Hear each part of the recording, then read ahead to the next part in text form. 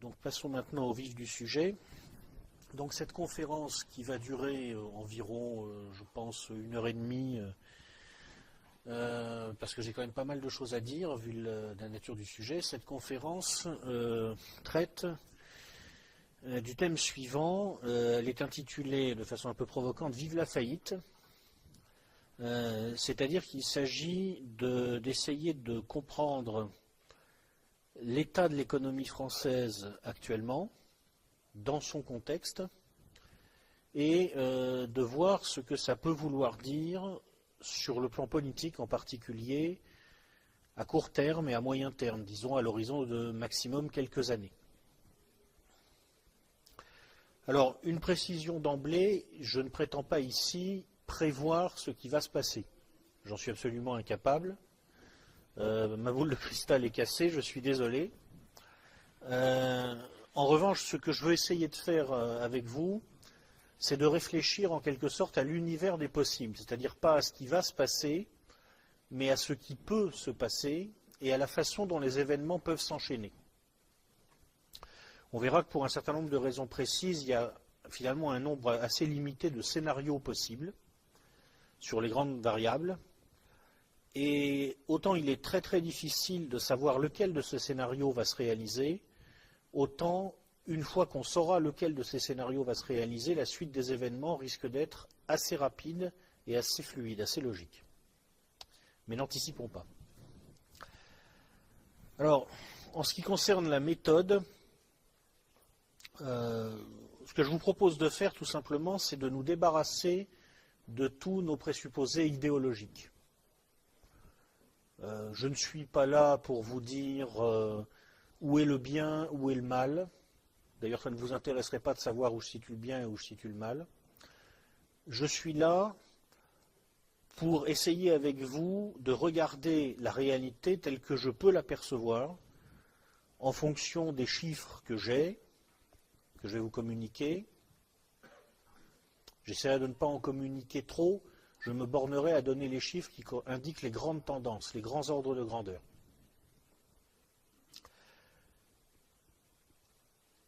Ce sera évidemment un petit peu technique, mais je vais essayer de faire en sorte que ça puisse être compris sans problème par quelqu'un qui n'a pas une formation de base en économie.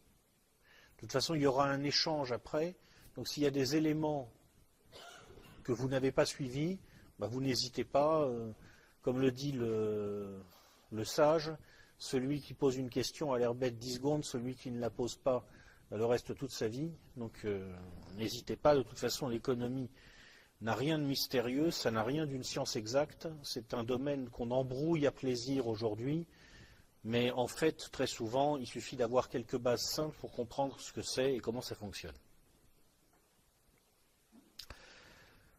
Alors le plan de l'exposé sera le suivant.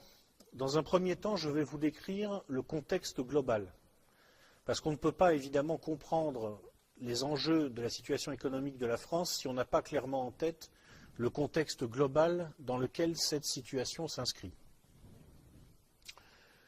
Dans un deuxième temps, je vous présenterai les forces et les faiblesses de l'économie française telle qu'elle est actuellement, en tout cas telle qu'on peut la percevoir actuellement. Et dans un troisième temps, nous regarderons quelles sont les ruptures de contexte possibles, comment elles peuvent interagir avec ces forces et faiblesses de l'économie française, et ce que ça peut vouloir dire politiquement. Alors mon objectif à la fin de cette conférence, ce n'est pas que vous ayez des réponses en tête, c'est que je vous ai permis de commencer à vous poser des questions que peut-être, si vous n'êtes pas familier des problématiques économiques, jusqu'ici, vous ne vous étiez pas posées. Le but, ce n'est pas la réponse, le but, c'est la question, en fait. Voilà. Alors, passons maintenant directement à l'exposé lui-même. Au niveau du contexte économique, je crois que la première chose aujourd'hui, quand on regarde l'économie mondiale, qui frappe quelqu'un qui regarde les choses avec recul, avec le regard, si vous voulez, dépassionné, aussi objectif que possible, d'un contrôleur en quelque sorte, et qui situe les choses dans leur contexte et dans un cadre large. La première chose qui frappe, et je vais vous étonner, c'est que ça va extraordinairement bien. Ça va extraordinairement bien. Nous n'en avons pas conscience, mais en fait, nous sommes incroyablement riches. Je vais simplement vous donner un chiffre qui situe les choses.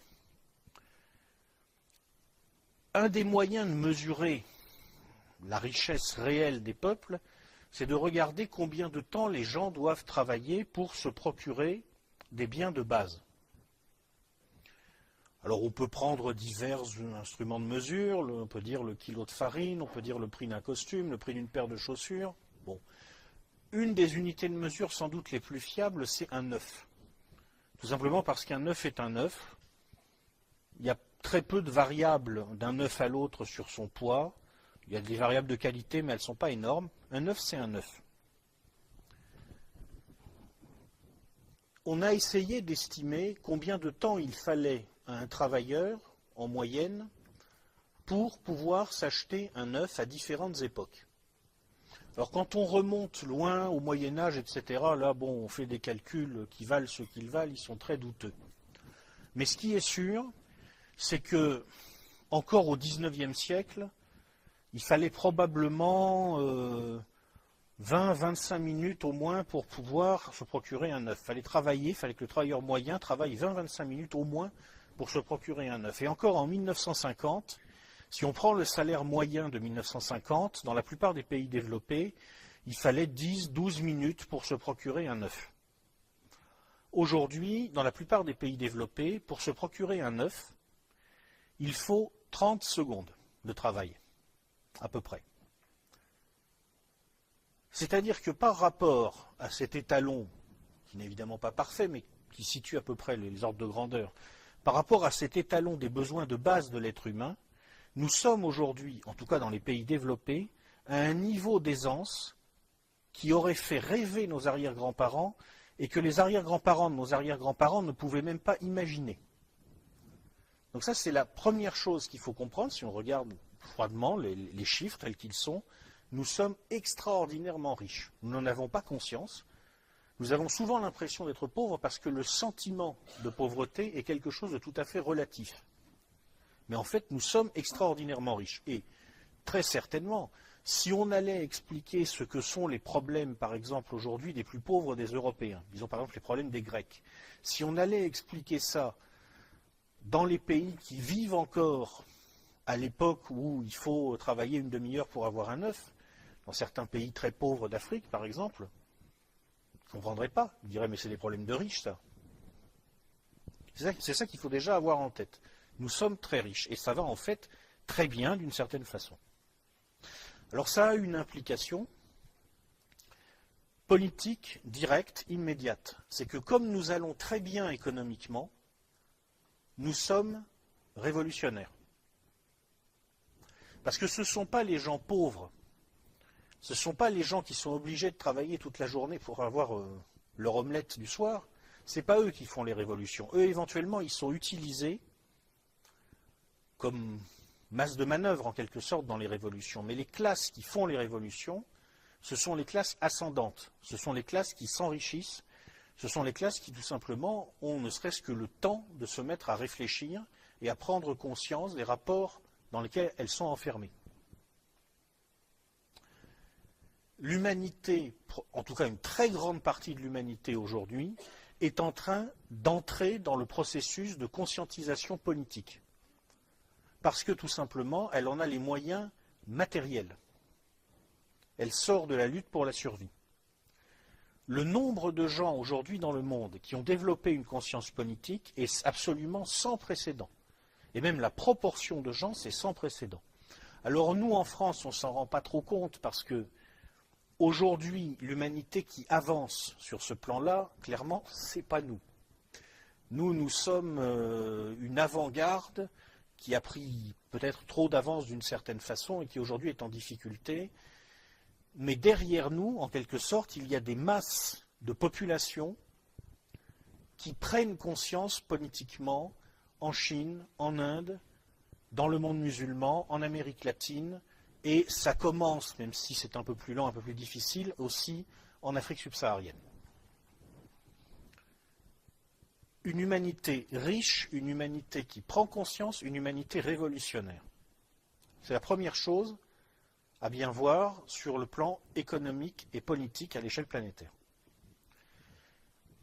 La deuxième chose à voir, c'est que nous avons l'impression aujourd'hui que nous vivons une époque d'unification et de concentration des centres de pouvoir à l'échelle planétaire.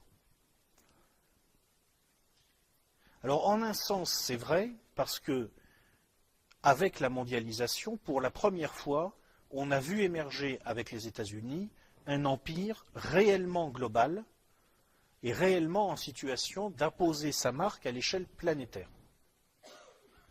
Mais en même temps, c'est une perception très fausse, parce que cet empire aujourd'hui est fragile, parce qu'il est en recul, en déclin, et surtout parce que les fondamentaux qui définissent objectivement la puissance autonome, du fait des évolutions technologiques, du fait de la montée en puissance de mondes nouveaux, eh bien ces fondamentaux se dispersent à l'échelle planétaire.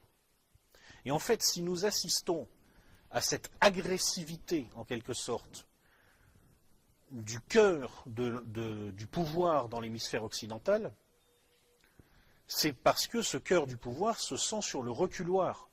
C'est-à-dire que nous n'en avons pas conscience, mais le pouvoir aujourd'hui a peur. Le pouvoir est fragile. Nous avons l'impression qu'il est très grand, qu'il est très puissant, qu'il est très fort, mais ce n'est pas vrai du tout. En fait, il a peur. Il est en face de cette humanité qui s'est terriblement enrichie, donc qui devient révolutionnaire, et il est en face de pouvoirs à l'échelle planétaire qui se diluent et qui se dispersent. Et il a en particulier un problème majeur qui est le fait structurant principal pour un économiste, si vous voulez, qui regarde les courbes depuis une trentaine d'années. Il a l'émergence de la Chine. C'est le fait majeur. Pour vous donner une idée de ce que représente cette émergence, 3 éléments d'information, très rapides. Premier élément d'information. Le pays qui a connu le décollage économique le plus rapide, le plus constant de toute l'histoire, jusqu'ici, c'est la Corée. La Chine a des fondamentaux anthropologiques qui sont proches de ceux de la Corée. Ce n'est pas tout à fait la même chose, bien sûr, mais les fondamentaux anthropologiques sont à peu près les mêmes. Le quotient intellectuel moyen est à peu près le même. Le background culturel est assez proche. Alors il y a des différences sensibles sur le plan du modèle familial. Mais pour le reste, ce sont des pays assez proches. La Chine, c'est 25 fois la Corée.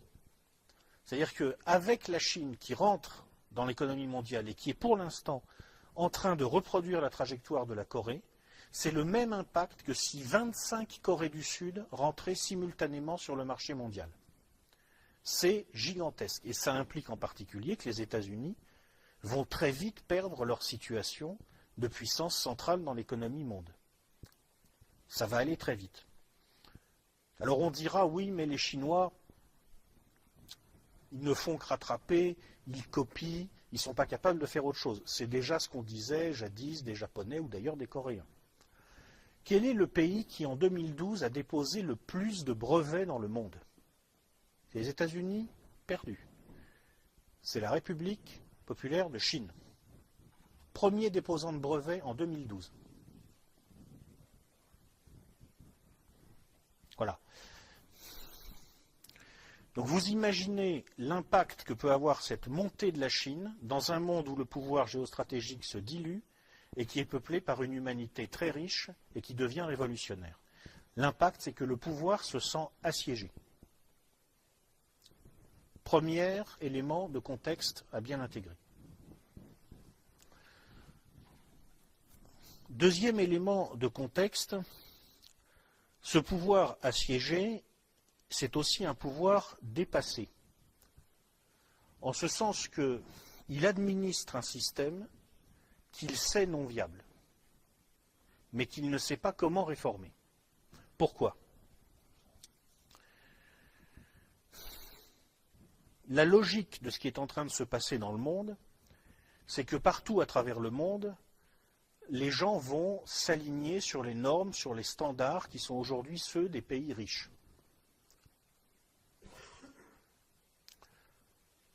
Qu'est-ce que ça implique? Ça implique qu'à terme, vers 2040, on est supposé avoir une humanité de 10 milliards de personnes, parce que la croissance démographique va continuer encore pendant un moment, et que ces 10 milliards de personnes devraient consommer, par exemple, en termes énergétiques, à peu près chacun autant que ce que consomme aujourd'hui un Français.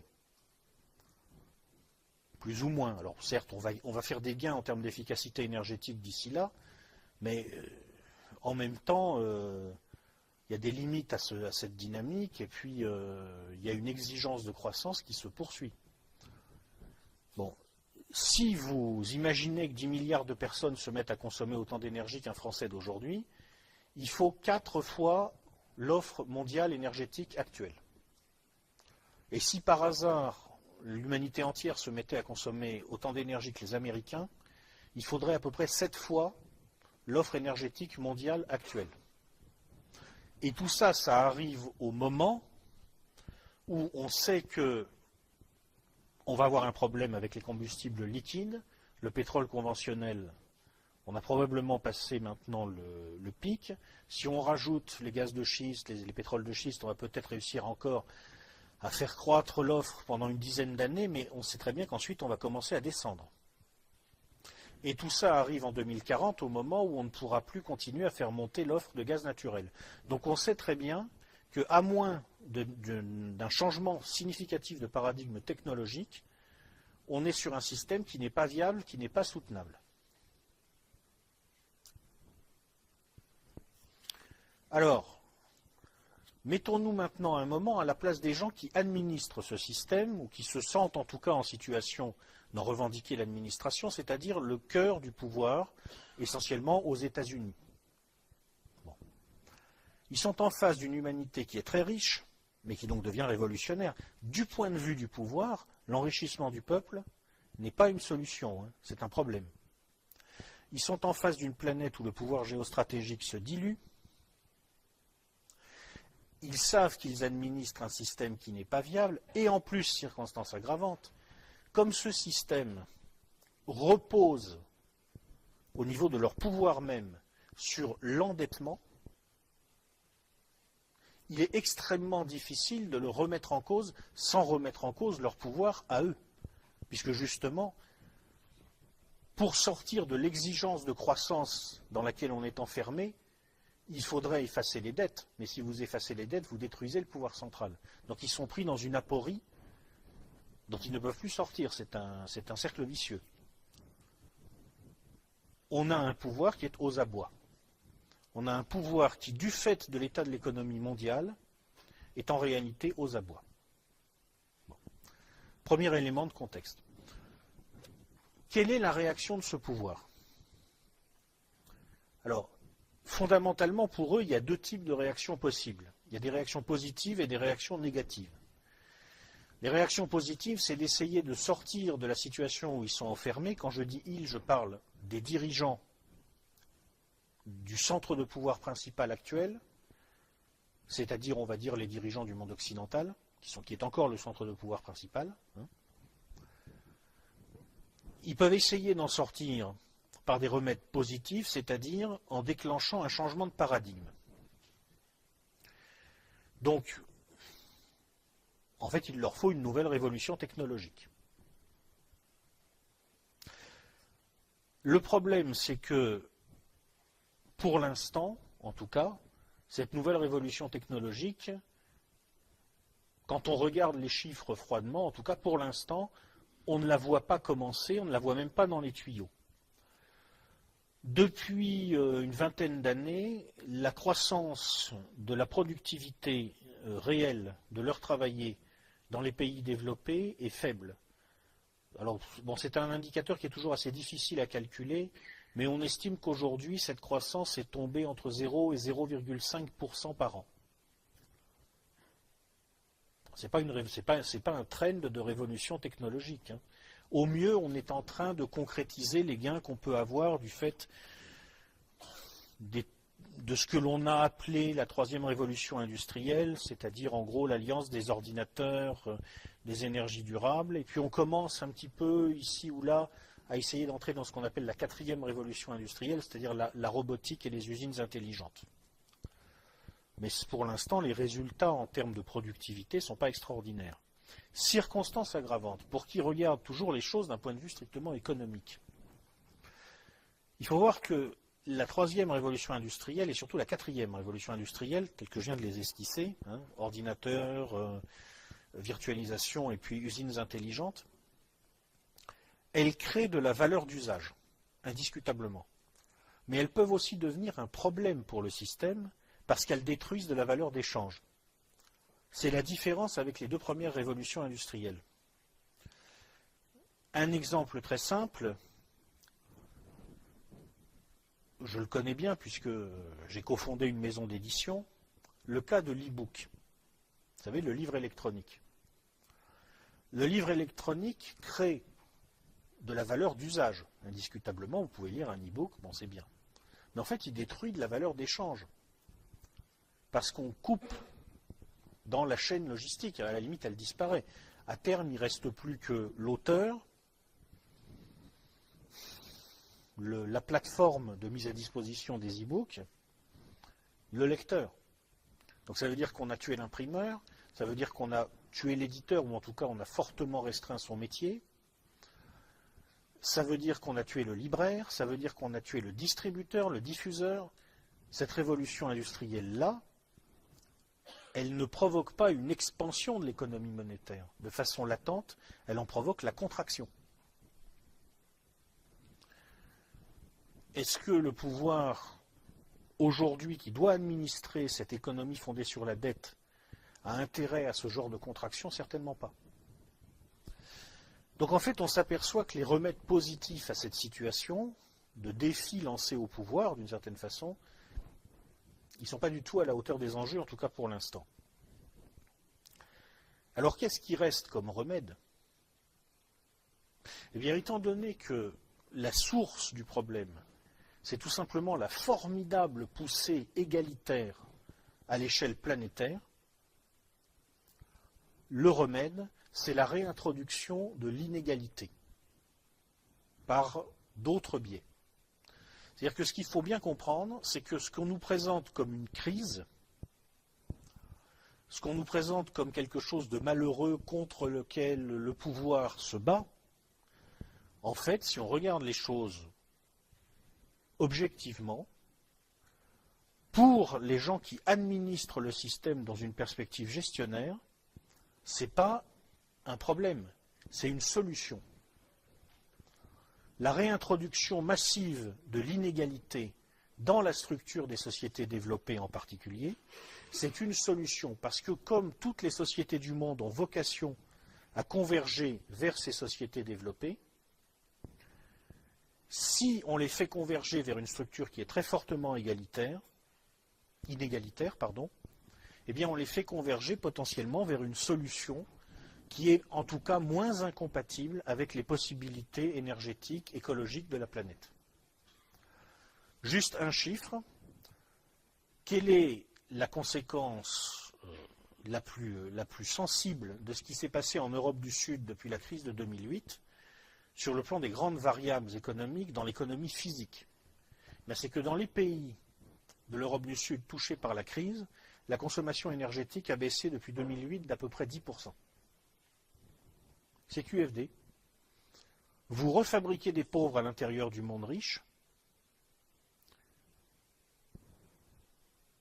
La structure vers laquelle les pays pauvres vont converger devient moins coûteuse sur le plan énergétique, sur le plan écologique, et d'une manière générale, elle est plus compatible avec une solution pérenne pour la planète dans la deuxième moitié du XXIe siècle. Donc il faut bien le comprendre, la crise à laquelle nous sommes confrontés, je ne dis pas que tout a été planifié, bien entendu, c'est bien plus compliqué que ça. Mais pour les gens qui administrent le système, dans une perspective gestionnaire, c'est une opportunité. C'est l'opportunité de régler un certain nombre de problèmes.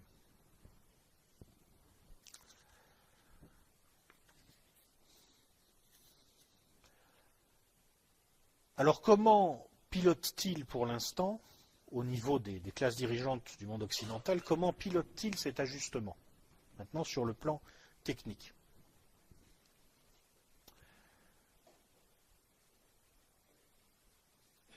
Alors là, je suis désolé, mais on entre dans un domaine où il est assez difficile d'expliquer les choses à des non-spécialistes. Donc je vais faire ce que je pourrai.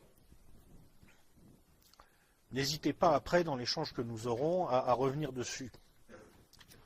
En fait, ce qui caractérise aujourd'hui l'économie globale telle qu'elle fonctionne sur le plan financier, ce n'est pas les niveaux d'endettement public. Les niveaux d'endettement public que nous connaissons aujourd'hui sont effectivement très élevés, trop élevés, ils sont insoutenables, c'est évident, mais historiquement, il y a des précédents. Ça s'est déjà vu. Des situations où l'endettement public moyen dans les pays développés était à 80-100% du PIB. Ça s'est déjà vu à la fin de la Seconde Guerre mondiale, bon, ça se résorbe. En revanche, ce qui est absolument sans précédent, c'est le niveau de l'endettement privé. Ça, il n'y a pas de précédent. On n'a jamais vu ça. On ne sait même plus, en fait, on n'arrive même plus à compter.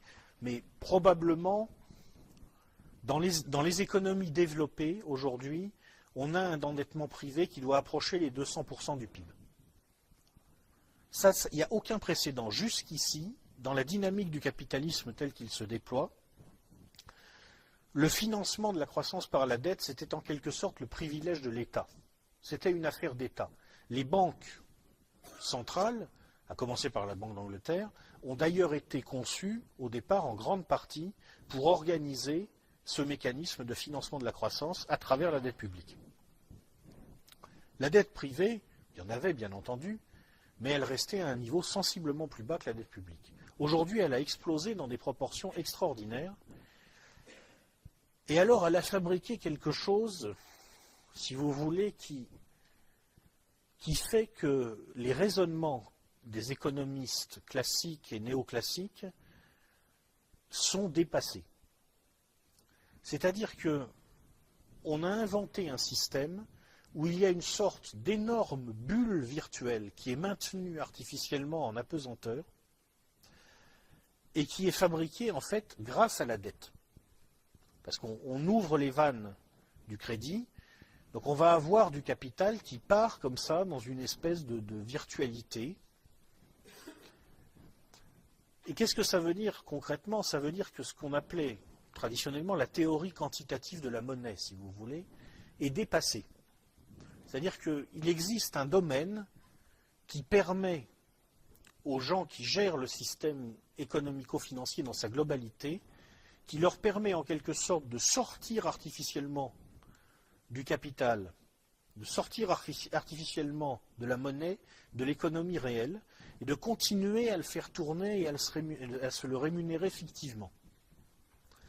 Donc, l'idée de base de la théorie quantitative de la monnaie, qui est que la vitesse de circulation de la monnaie est une constante, cette idée de base a disparu parce qu'on peut jouer là-dessus.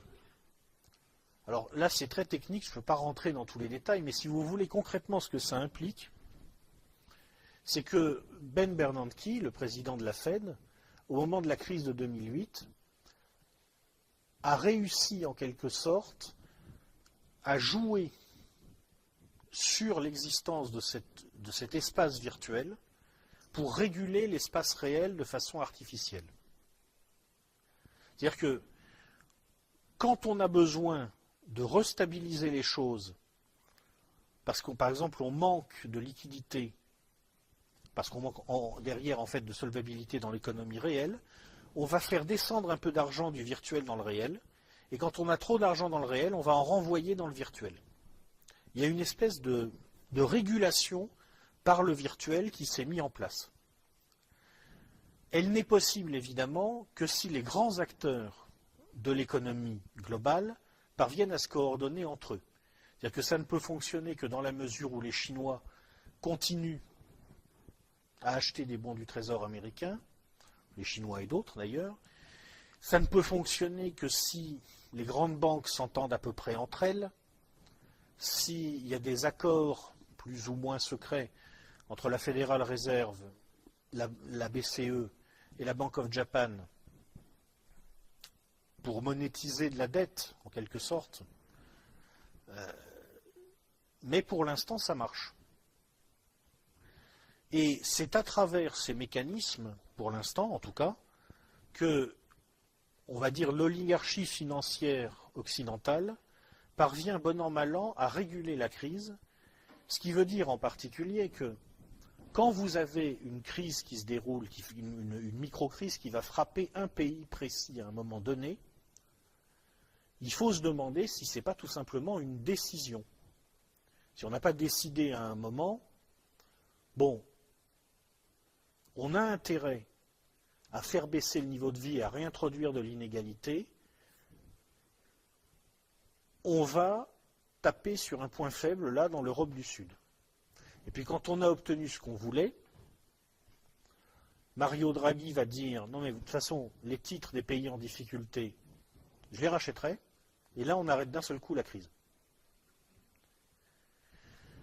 Le système bancaire international, si vous voulez, à la fois par le jeu de la création monétaire, de ce qu'ils appellent le quantitative easing, et par le jeu également, il ne faut pas l'oublier, des énormes masses de capital qui circulent un petit peu dans une sorte de pénombre, là, avec ce qu'on appelle le shadow banking, les marchés non régulés, qui servent aussi beaucoup à recycler les revenus de la criminalité, soit dit en passant, avec les, on ne sait pas, 10 000 peut-être milliards de dollars qui se promènent dans les paradis fiscaux sans aucun contrôle.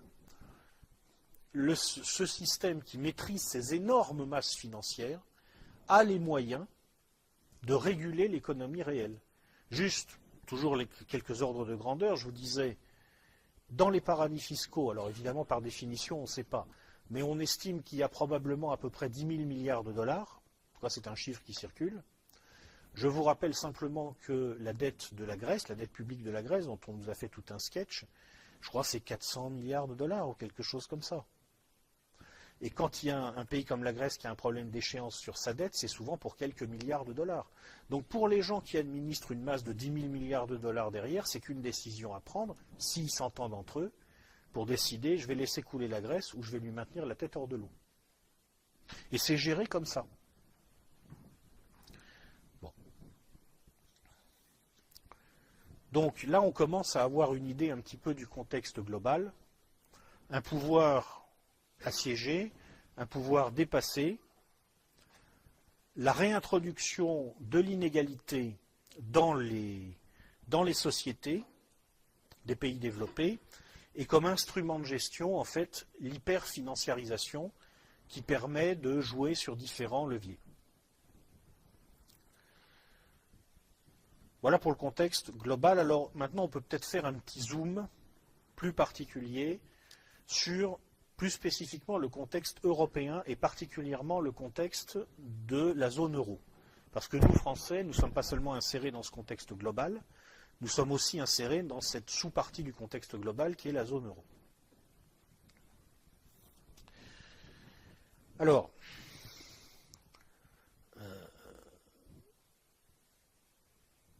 sur la zone euro, je crois qu'il y a un élément d'abord à bien prendre en compte. Aujourd'hui, on voit de façon de plus en plus claire que ça n'était qu'une étape. Que, en fait, derrière, il y a le grand marché transatlantique et que le projet, au final, c'est une unification à l'échelle des États-Unis plus l'Europe. Donc ça implique que, d'emblée, il faut avoir en tête l'idée que l'économie, contrairement à ce qu'on nous raconte, n'est pas une science, un truc qui vivrait de façon désincarnée, ça a toujours été et ça sera toujours une fonction annexe du politique. Manifestement, on ne peut pas penser l'histoire de la zone euro, l'histoire de l'Union européenne, sans garder en tête aussi les stratégies géopolitiques des acteurs. Donc il faut avoir en tête en particulier que au niveau des grands acteurs de cette histoire, on a quand même un certain nombre d'informations sur ce qu'ils ont dans la tête, en quelque sorte. Dans un livre publié dans les années 90, qui s'intitule Le Grand Échiquier, un monsieur qui s'appelle Zbigniew Brzezinski, qui a été le conseiller aux affaires étrangères, si vous voulez, des présidents Carter puis Clinton, qui est aussi le secrétaire général, je crois, enfin disons le patron, l'administrateur de la commission trilatérale. C'est pas franchement le premier venu, c'est un ami personnel de la famille Rockefeller.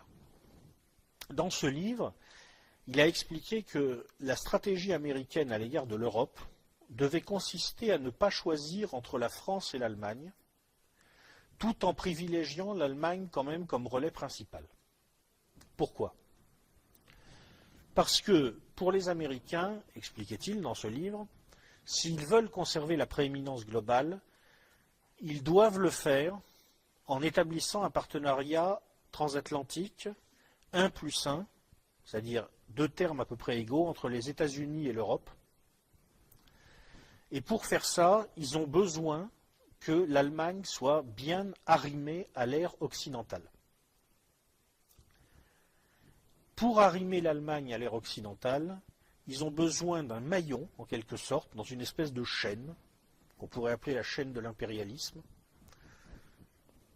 Il y a le maillon américain, il y a le maillon allemand, et entre les deux, il y a le maillon français. Il le dit comme ça. Hein. Bon, il n'emploie pas l'expression chaîne de l'impérialisme. Bon. Mais pour le reste, c'est exactement ce qu'il dit. Bon. On a aussi un autre, je ne sais pas s'il faut dire en l'occurrence géopoliticien ou idéologue, bon, on va dire géopoliticien américain qui a écrit plus récemment, c'est M. Robert Kagan. Donc M. Robert Kagan est, je crois, je ne veux pas dire de bêtises, mais je crois qu'il est à la ville le mari de Madame Victoria Nuland. Madame Victoria Nuland, qui était la responsable du secteur Eurasie pour Hillary Clinton au moment des événements d'Ukraine. C'est Madame Nuland qui s'est rendue célèbre lorsqu'on a appris que lors d'une conversation avec je ne sais plus qui lui disait il faudrait quand même ne pas trop pousser au chaos en Ukraine parce que ça ne va pas plaire aux Européens, elle aurait répondu en gros qu'ils aillent se faire foutre. Fuck Europe, je crois, c'est l'expression qu'elle a eue. Bon. Donc ça situe, ok, bon. Alors, M. Kagan explique dans un livre qu'il a publié récemment, qui s'intitule The Return of History and the End of Dreams, le retour de l'histoire et la fin des rêves. Il explique que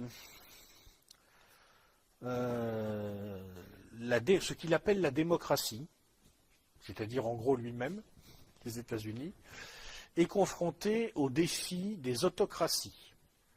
Les autocraties étant la Russie et la Chine. Et qu'il faut se méfier parce que ces autocraties ont réussi à trouver une formule de gouvernement qui allie l'autoritarisme politique et le libéralisme économique.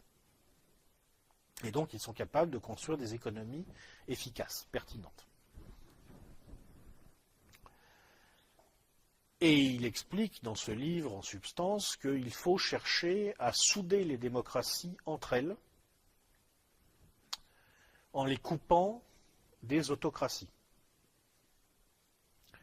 Donc, quand vous savez que c'est le gars qui inspire probablement Madame Nuland quand elle va à Kiev au moment des événements qu'on sait, on voit bien de quoi il s'agit. Et on voit bien que la relation entre les États-Unis et l'Europe est une relation ambiguë, ambivalente, qu'il y a un discours consistant à dire on va conclure un partenariat transatlantique 1+1, et puis il y a une réalité derrière qui est que tout simplement les États-Unis cherchent à enfermer l'Europe dans leur sphère d'influence, un peu d'ailleurs comme l'Union soviétique jadis a essayé d'enfermer l'Allemagne de l'Est, la Pologne, dans sa sphère d'influence. Troisième élément à ce sujet-là, toujours pour continuer à décrire ce contexte euro-américain, récemment, il y a eu un livre qui est paru en Allemagne d'un monsieur qui s'appelle Marcel Fratscher, qui est, je crois, le responsable du département économie à l'université Humboldt. Il faudra que je vérifie, mais je crois que c'est ça. Et dans ce livre, il y a un tableau qui est très intéressant. Ce tableau présente le différentiel de rendement entre les avoirs que les résidents d'un pays possèdent à l'étranger et les avoirs que les résidents étrangers possèdent dans ce pays. Alors la France, on a un différentiel à peu près à 0. Bon, 0 de toute façon actuellement, c'est notre chiffre fétiche, hein, c'est notre spécialité. Bon, donc on est équilibré. L'Allemagne, c'est moins 1%. C'est-à-dire que les avoirs que les Allemands possèdent à l'étranger leur rapportent 1% de moins que les avoirs que les étrangers possèdent en Allemagne. Ce qui est un peu embêtant pour les Allemands, parce que comme ils empilent les excédents commerciaux, ils ont de plus en plus d'argent à placer à l'étranger, donc il faudrait quand même qu'ils commencent à envisager de le rentabiliser ou à le replacer chez eux, pour investir chez eux. Et puis il y a les États-Unis. Alors les États-Unis, le différentiel, d'après M. Fratscher, c'est 8,7%. C'est-à-dire que les placements que les Américains font à l'étranger leur rapportent 8,7% de plus que les placements que les étrangers font aux États-Unis.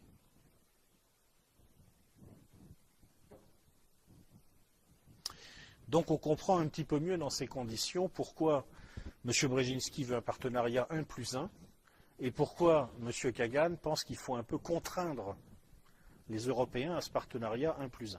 Je crois qu'on ne peut pas comprendre l'histoire de la zone euro, l'histoire de l'Union européenne d'une façon générale, si on ne la situe pas en référence à ces enjeux.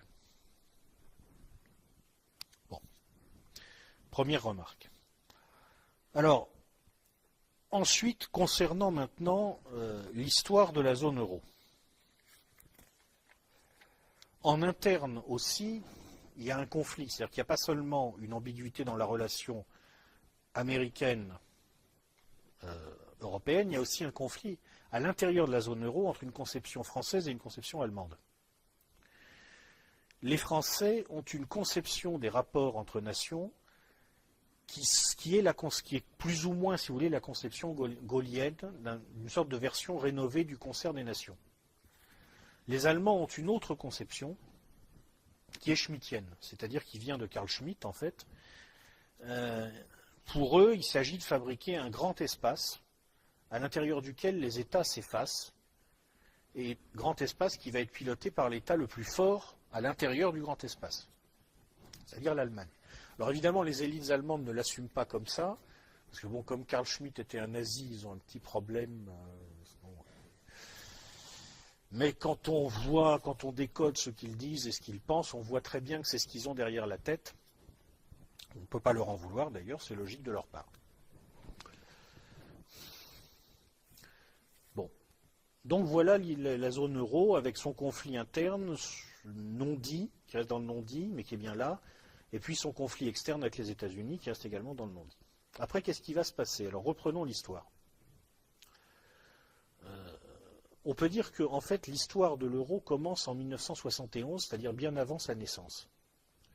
En 1971, les États-Unis font sauter le système de Bretton Woods. Donc on entre dans un système de change flottant.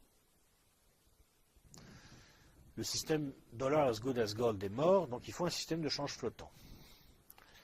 Les Européens vont s'entendre pour encadrer ces changes flottants. Donc, il va y avoir une politique d'intervention concertée des banques centrales européennes et on va faire en sorte que les monnaies européennes fluctuent à l'intérieur d'une fourchette. Et puis de temps en temps, quand on sera obligé, on révisera le cours pivot. C'est-à-dire qu'on garde un système de parité administré. C'est un change flottant, mais on s'organise quand même pour l'administrer. Ça marche pas mal. Historiquement, ça marche pas mal. On peut dire que c'est... Enfin, j'essaye de porter un regard objectif d'un point de vue économique. On peut dire que c'est un succès de la construction européenne.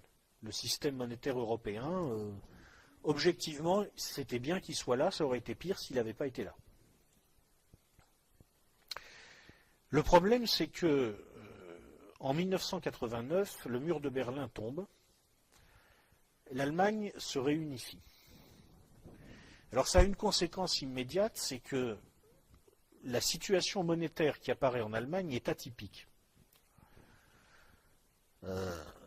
Pour des raisons politiques, Helmut Kohl a décidé, si ma mémoire est bonne, 1 mark Est égale 1 mark Ouest, ce qui n'est pas du tout, ce qui ne correspondait pas du tout à la réalité des pouvoirs d'achat. Donc il y a de fortes tensions inflationnistes en Allemagne. En plus, il faut investir beaucoup pour remettre à niveau l'appareil productif de l'Allemagne de l'Est. Qui dit phase d'investissement au départ, dit forcément inflation, parce que vous allez injecter de l'argent pour financer vos investissements, mais le temps qu'il donne une productivité, l'argent est là, mais la production n'est pas encore là. Donc ça provoque une inflation. Le reste des pays européens est confronté plutôt à une phase de contraction de l'économie, parce que le début des années 90, il y a une crise économique.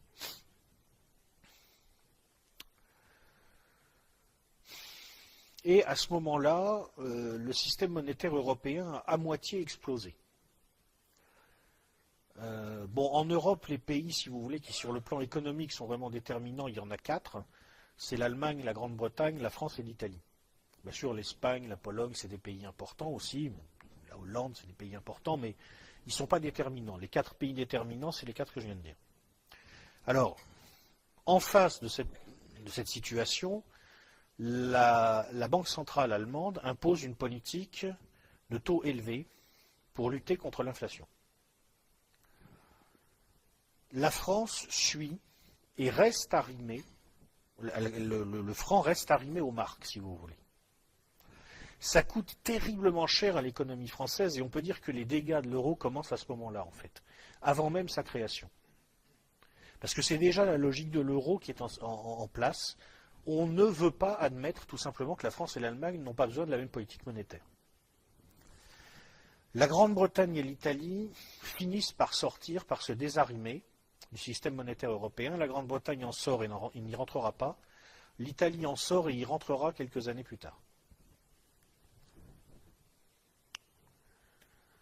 Cette affaire a eu des conséquences importantes sur la cohésion des Européens. Or, cette cohésion, les Européens y tiennent, pour des raisons d'abord tout à fait avouables et logiques, qui est qu'on sait très bien ce qui se passe quand l'Europe éclate, on en a l'expérience, elle est plutôt tragique, mais il y a aussi d'autres raisons. D'abord, les Américains veulent une Europe unie, pour les raisons que j'ai expliquées. Les Allemands ont toujours, visiblement, cet arrière-plan schmittien dans la tête. Et puis, les classes dirigeantes françaises, elles se disent, on va faire semblant d'entrer dans le projet des Allemands, mais en fait, nous allons y introduire aussi notre projet à nous. C'est-à-dire qu'il y a des grands non-dits entre France et Allemagne à ce moment-là. Les Français pensent encore à ce moment-là qu'ils sont capables d'établir un rapport de force avec l'Allemagne. Ils n'ont pas réalisé que l'ouverture à l'Est allait donner ce qu'on appelle un hinterland, c'est-à-dire une sorte de territoire arrière où aller chercher de la main-d'œuvre bon marché à l'économie allemande. Ils n'ont pas réalisé qu'il allait se produire l'explosion des marchés chinois et qu'il allait y avoir une formidable demande de biens d'équipement dans le monde, qui allait tirer l'industrie allemande. Bref, ils se sont trompés dans les rapports de force. Moi, j'en suis persuadé, peut-être je me trompe, ce que je dis là, c'est mon opinion. Je pense qu'au début des années 90, les classes dirigeantes françaises ont cru en quelque sorte qu'elles pouvaient établir un rapport de force avec les classes dirigeantes allemandes. Elles ont mal calculé. C'est le mec de 60 kilos qui a cru qu'il pouvait dire non au mec de 120 kilos. Pour moi, c'est ça l'histoire. Alors, on a mis en place l'euro fondamentalement à la suite de cet épisode. C'est pour empêcher les spéculateurs d'essayer de faire exploser le système monétaire européen. On se dit on va le cadenasser, on va le verrouiller, il y aura une monnaie unique. Et il y a une discussion à cette époque-là entre économistes. Il y a ceux qui disent on va en tirer de profit parce qu'il y aura une augmentation du commerce intérieur. Et d'ailleurs, elle sera là, effectivement, il y aura une augmentation du commerce intérieur. Et puis, il y a ceux qui tirent la sonnette d'alarme en disant non, mais attendez, ce n'est pas une zone monétaire optimale. Les politiques fiscales sont beaucoup trop hétérogènes. Le droit lui-même est hétérogène. Il y a surtout le gros problème quand même d'un marché de l'emploi qui ne peut pas être unifié pour des raisons linguistiques. Ça ne marchera pas. Mais il y a cette volonté politique qui renvoie évidemment à tout le contexte qu'on vient de voir. Il faut le faire, donc on fait taire en quelque sorte ceux qui disent non, ça ne marchera pas.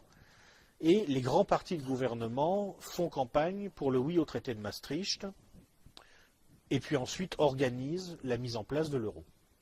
C'est comme ça que ça s'est fait. Alors dans un premier temps, on a l'impression que ça fonctionne bien. Dans un premier temps, l'euro a donné l'impression d'être un grand succès. Mais en fait, ce qu'il faut bien voir, c'est qu'en économie, il faut être très prudent sur l'interprétation des chiffres, surtout quand on les regarde sur le court terme, sans recul. Ce n'est pas parce qu'un pays a une forte croissance économique qu'il se porte bien.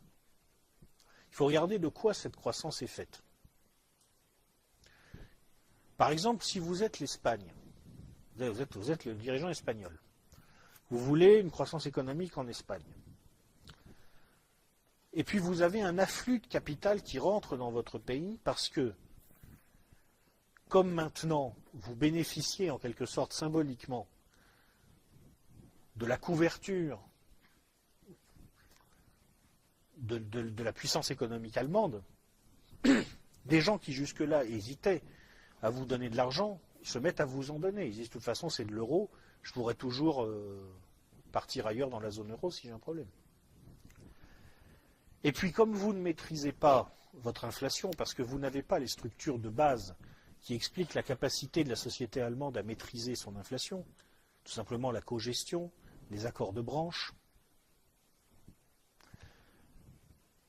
eh bien, votre inflation est élevée, mais vos taux, eux, c'est ceux de l'euro.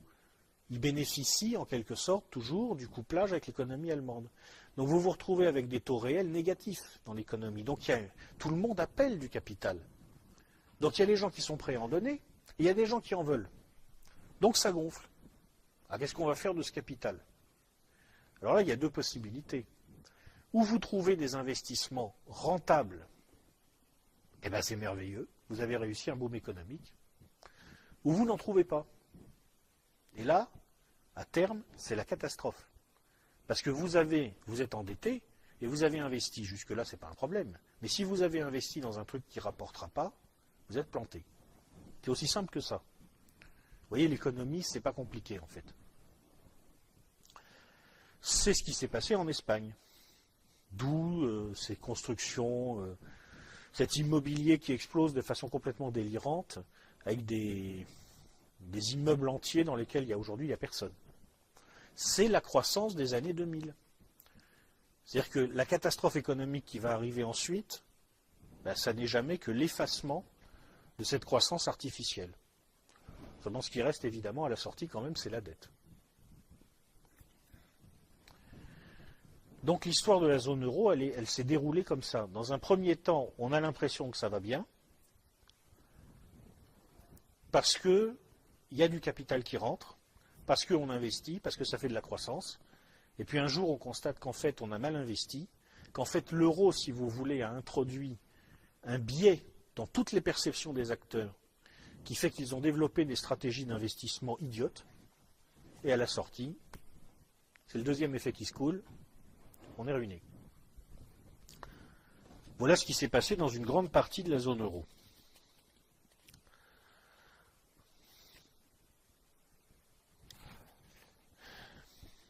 Alors, maintenant on arrive au moment crucial, c'est-à-dire 2008. Donc les États-Unis, qui de leur côté, pour d'autres raisons, ont aussi fait à peu près n'importe quoi depuis une dizaine d'années, sont en crise. Le dollar menace de s'écrouler. Pour le sauver, il faut que les Américains entraînent en quelque sorte le reste du monde dans leur chute.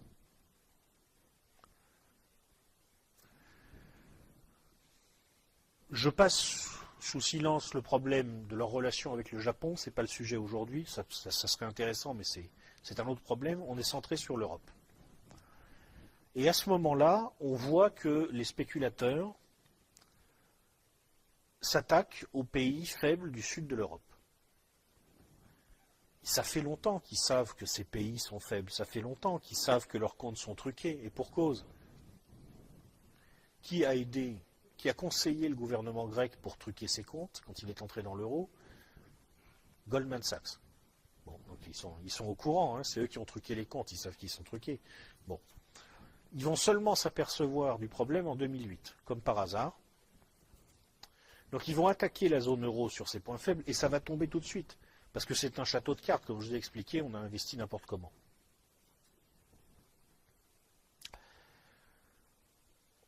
La chronologie des événements montre qu'il y a dû y avoir une coordination entre oligarchies.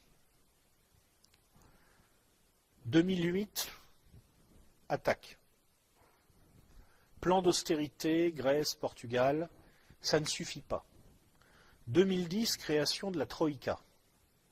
La Troïka, c'est une instance, d'ailleurs à la légitimité démocratique nulle, mais même à la légitimité réglementaire très faible. C'est-à-dire que c'est une instance où l'oligarchie n'a même plus respecté ses propres règles pour fonctionner. C'est quelque chose d'assez curieux. Si ma mémoire est bonne, il y a le Fonds monétaire international, la Banque centrale européenne et la Commission de Bruxelles. C'est pour ça qu'on dit la Troïka, il y a 3 membres. Enfin, le FMI et la Banque centrale européenne, c'est sûr.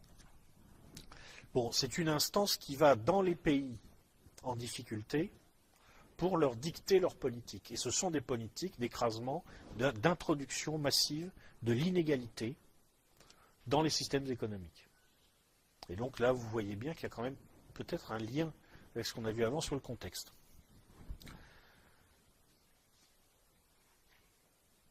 Ce travail de sape, d'écrasement, qui a lieu avec l'accord entraînant un peu les pieds de la France, surtout grâce à une alliance conjoncturelle entre Britanniques et Allemands. D'ailleurs, on ne voit pas très bien ce que les Britanniques qui ne sont pas dans la zone euro sont allés faire là-dedans, mais enfin, au point où on en est maintenant en Europe, on ne cherche même plus de logique.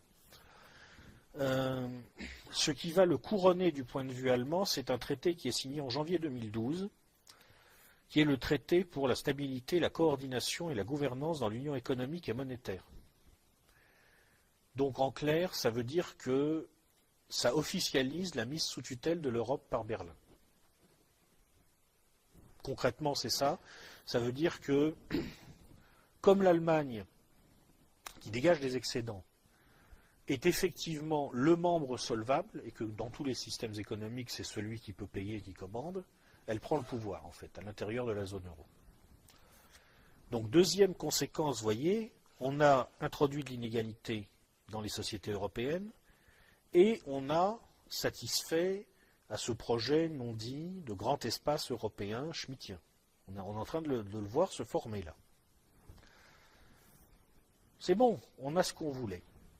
En juillet 2012, alors que la spéculation continue à se déchaîner, le président de la Banque centrale européenne, Mario Draghi, lâche 2 petites phrases. Il dit « Bon, j'ai bien vu que la spéculation continue, mais je dois vous prévenir, la BCE fera en sorte que ces pays puissent couvrir leurs besoins et on y mettra le paquet. » Donc en clair, ça veut dire au besoin, on rachètera les titres des pays en difficulté. Ça arrête la spéculation immédiatement. C'est fini. La crise des dettes souveraines est terminée. Pourquoi ils ne l'ont pas fait avant? Tout s'est passé comme si ils avaient utilisé une spéculation qui est probablement enclenchée au départ pour sauver le dollar, pour prendre appui dessus et justifier l'introduction de l'inégalité dans les sociétés et la prise du pouvoir de l'Allemagne sur l'Europe. En tout cas, c'est un scénario crédible. Et on se demande à ce moment-là s'il n'y a pas eu en quelque sorte un accord entre l'oligarchie allemande et l'oligarchie, on va dire, anglo-américaine. En tout cas, c'est une question qu'on peut se poser. Nous avons voté en France en mai 2012, entre-temps. Donc ensuite, François Hollande est allé se prendre à son, à son véritable ennemi qui n'a pas de visage. Donc il est allé dire excusez-moi, paf, il s'est pris une claque et il dit non, c'est bon, ça va. Okay. Bon, il vaut mieux en rire, hein, je veux dire. Ça fait un peu drôle quand on vous apprend que vous êtes un pays de seconde zone colonisé, mais enfin bon. Une fois qu'on le sait, hein, on s'en remet. Hein. Bon, ok. La récompense pour sa soumission est assez simple à comprendre. La France a perdu son triple A, n'est-ce pas? On se demande bien d'ailleurs comment elle pouvait encore l'avoir vu l'état de nos comptes, mais enfin c'est pas grave. Mais nous avons quand même emprunté à taux négatif. Parce qu'on a été bien sages. Voilà. Donc je crois que l'histoire est assez facile à comprendre. Hein. Alors, pour l'instant, donc, eh bien, apparemment, la crise de l'euro est terminée, mais on voit bien qu'en fait, tout ça repose sur des équilibres très instables. D'ailleurs, on voit bien que l'oligarchie allemande se garde la possibilité de réactiver la crise à tout moment. La Cour constitutionnelle de la République fédérale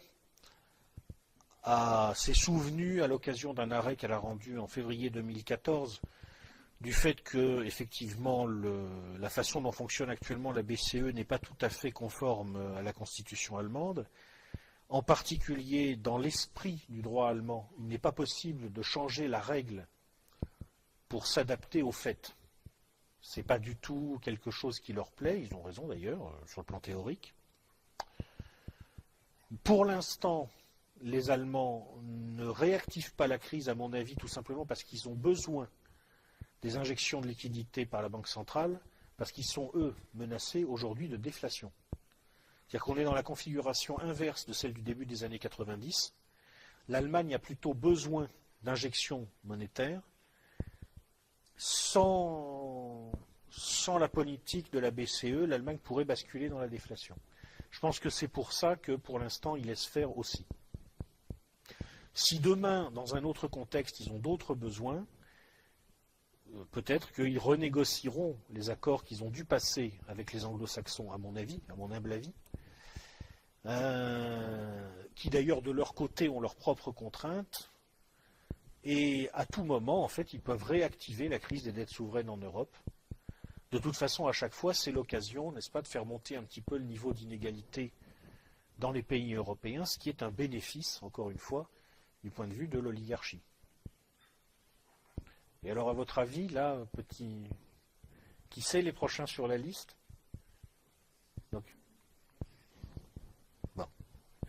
Donc voilà, vous avez suivi, vous avez vu la suite des événements. Hein. Bon. Alors. Cela dit, bon,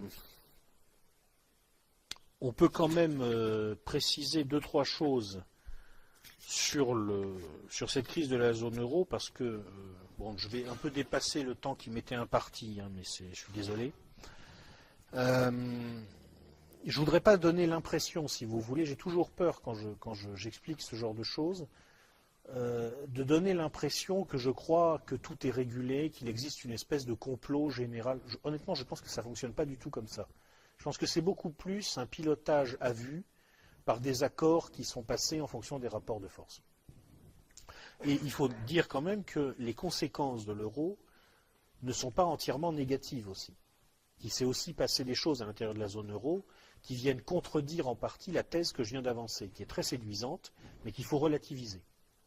D'abord, la première chose qu'il faut garder en tête, c'est que si on regarde la performance des pays européens depuis l'introduction de l'euro, on a un tableau qui est très différent de celui que nous percevons si nous regardons les conséquences de l'euro depuis 2008.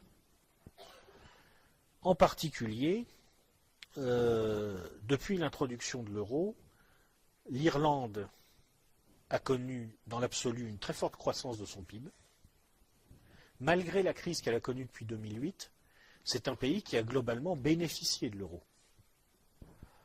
La Grèce, même la Grèce, est aujourd'hui plus riche qu'elle ne l'était lors de l'introduction de l'euro.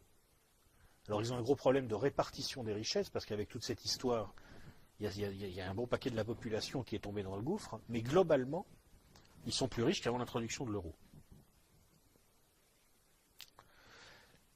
Il faut aussi voir que l'introduction de l'euro a eu des conséquences non calculées pour les Allemands. Et d'ailleurs, les économistes allemands aujourd'hui commencent à s'inquiéter très sérieusement. C'est-à-dire qu'il ne faut pas croire non plus que dans cette histoire, c'est l'Allemagne qui a manipulé tout le monde, que, en quelque sorte, elle a simplement exporté ses problèmes sans importer ceux des autres.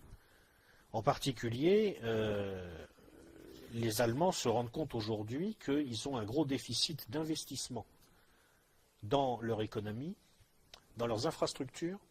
C'est-à-dire que pour asseoir leur suprématie à l'intérieur de la zone euro, ils ont pratiqué une politique de dévaluation interne, de déflation compétitive, qui leur a fait très mal quand même. Qui leur a quand même fait très mal. Le pays, parmi les grands pays européens, celui qui a le plus creusé son déficit en investissement d'infrastructures depuis l'introduction de l'euro, c'est l'Allemagne.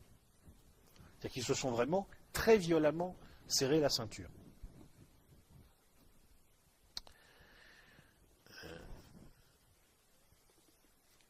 Bon. Voilà, c'est simplement pour dire que il faut toujours se méfier des explications simples et toujours rester à l'écoute de tous les signaux pour comprendre la complexité des situations.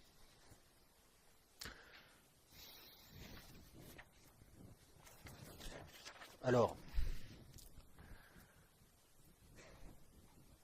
pour finir sur la description du contexte, évidemment la question qui se pose à partir de là, c'est qu'est-ce qu'on peut faire de l'euro dans ces conditions-là ?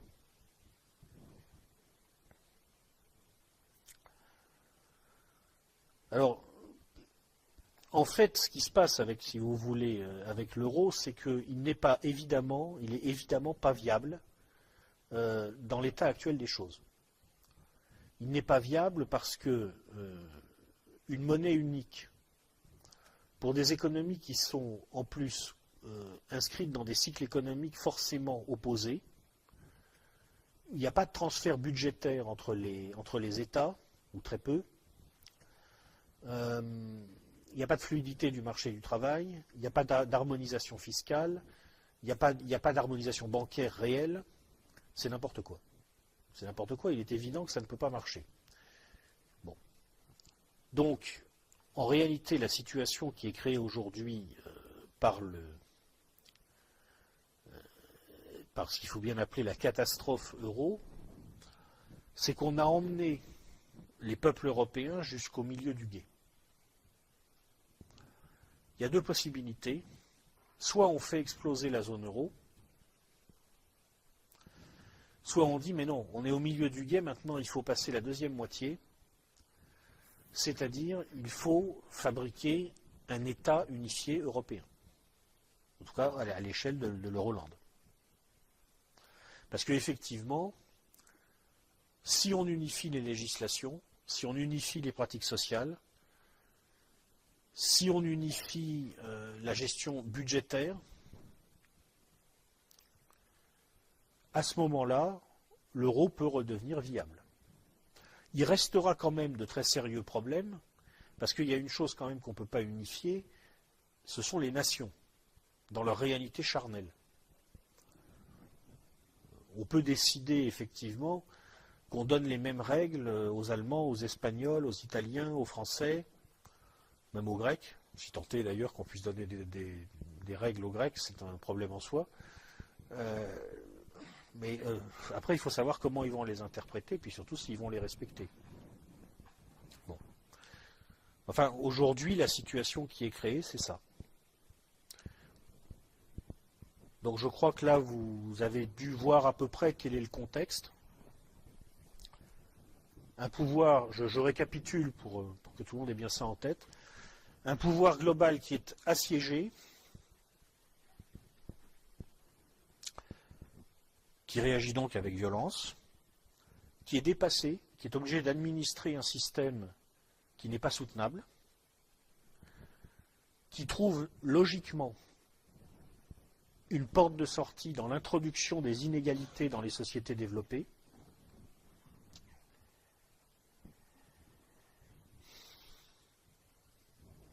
des États-Unis qui cherchent en fait à mettre sous contrôle totalement l'Europe, à l'intérieur de l'Europe, une puissance prédominante qui veut unifier le continent sous sa coupe et qui est prête pour ça à passer un accord avec son protecteur américain, manifestement. Et puis nous, au milieu de tout ça, donc, avec nos forces, nos faiblesses et une capacité à faire percevoir notre pouvoir géostratégique qui est à la mesure de la compétence de François Hollande. C'est à peu près la situation. Alors, maintenant, on va quand même parler des forces et faiblesses donc, de cette puissance moyenne en déclin qui se trouve dans ce contexte, la France. Alors, après le numéro de Hollande bashing et donc indirectement de French bashing auquel je viens de me livrer, je voudrais quand même rappeler 2-3 petites choses sur notre pays qui prouvent qu'on n'est quand même pas si mauvais que ça. D'abord, nous sommes un pays riche, très riche même. Il y a quelques années, le Crédit Suisse a fait une étude, c'était pas il y a très longtemps, je crois que c'est il y a 2 ans, le Crédit Suisse a fait une étude sur la richesse patrimoniale des populations. Alors pour ça, on peut faire confiance aux Suisses. Hein. Il s'agit de trouver leurs clients, donc bon. Moi, alors là, c'est peut-être la seule étude sur laquelle je me suis appuyé et dans laquelle j'ai vraiment confiance parce que. Bon. Et alors, la conclusion de cette affaire, c'est d'abord qu'il existe un pays extraordinaire où à peu près 1 habitant sur 5 est millionnaire en dollars, où l'endettement des ménages ne pèse que 11% de leur actif brut, contre 20 à 30% dans la plupart des pays développés. Et bien ce pays extraordinaire, c'est la France. On est riche. On est riche en fait. Alors ça ne se voit pas parce qu'on a un État pauvre, mais en tant que peuple, nous sommes riches. On a 2 points faibles. D'abord, une grande partie de notre richesse passe dans la bulle immobilière. Donc ça veut dire que si un jour cette bulle implose, et elle finira par imploser, on va se rendre compte que certes on est quand même très riche, mais un peu moins que ce qu'on croyait. Et puis d'autre part, si nous avons beaucoup de millionnaires, les patrimoines intermédiaires, c'est-à-dire ceux qui se situent entre 100 000 et 1 million d'euros, là-dessus on est plutôt en retrait par rapport aux Anglais ou aux Allemands. Donc, l'image de la France qui serait un pays égalitaire et pauvre est totalement erronée. Nous sommes un pays inégalitaire en réalité en termes de patrimoine et riche, très riche. Ça présente un avantage, un inconvénient. L'avantage, c'est que, en fait, on a les moyens, sans problème, beaucoup plus que les autres en tout cas, de couvrir notre endettement. L'inconvénient, c'est que pour couvrir l'endettement de l'État, il y a l'argent qui est dans notre poche. Je ne vous fais pas un dessin. Hein, je pense qu'on est tous français dans la salle, donc on sait ce que veut dire le fisc en France. Hein, à peu près l'équivalent du KGB en Union soviétique, hein, en gros. Bon, voilà, bah c'est comme ça. Donc on est riche, on est riche. Deuxième point fort qu'il faut signaler, nous sommes nombreux. D'abord, nous sommes nombreux dans l'absolu, c'est-à-dire qu'aujourd'hui, on n'a pas les moyens de faire entendre notre voix en Europe, mais ce n'est pas une situation structurelle. C'est ce que je disais récemment à un ami suisse. Je lui disais, écoute, vous les Suisses, vous êtes formidables. Vous êtes 7 millions, vous avez franchement toutes les qualités.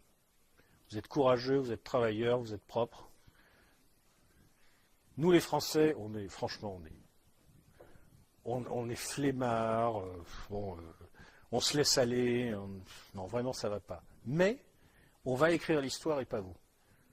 Parce qu'on est 70 millions à être nuls. Bon. Non mais tout simplement, c'est la vérité. Donc, en fait, on a tout à fait le poids pour peser en Europe. C'est-à-dire que si un jour, il y a en France un pouvoir qui a le courage, passez-moi l'expression, de porter ses couilles, et de dire aux Allemands, dites donc, on n'a rien contre vous, mais on vous signale quand même que vous ne ferez pas l'Europe sans nous, bah, ils sont bien obligés de constater que c'est vrai. Bon. Et puis d'autre part, on est nombreux, surtout parce que notre nombre ne va pas diminuer. Et en fait, on est le seul des grands pays européens continentaux à être dans cette situation.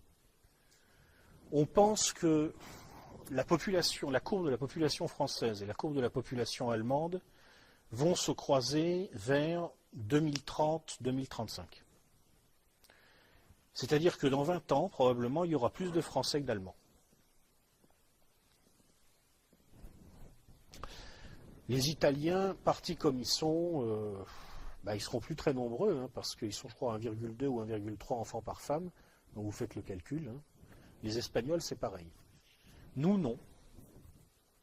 On est sur un indice de fécondité à environ 2 enfants par femme. On n'est pas tout à fait au seuil de renouvellement des générations, mais presque. Compte tenu du fait que, probablement, même s'il faudra les limiter pour des raisons de cohésion nationale, il y aura encore des flux migratoires positifs pendant un certain temps, probablement, sous réserve que nous arrivions à intégrer ces populations, ce qui est un défi considérable. On peut même penser que la population active française ne va pas diminuer significativement dans les décennies qui viennent. Ce que ça veut dire en particulier, c'est que non seulement nous sommes riches, non seulement nous avons des patrimoines importants, mais en plus, si on calcule notre endettement en le rapportant au nombre de gens qui vont avoir à le rembourser, notre situation est bien moins dégradée que celle de la plupart des peuples développés. Parce que si vous regardez l'endettement allemand, bon, italien, on n'en parle même pas, hein, bon, par rapport au nombre de gens qui auront à le rembourser, c'est pire que chez nous.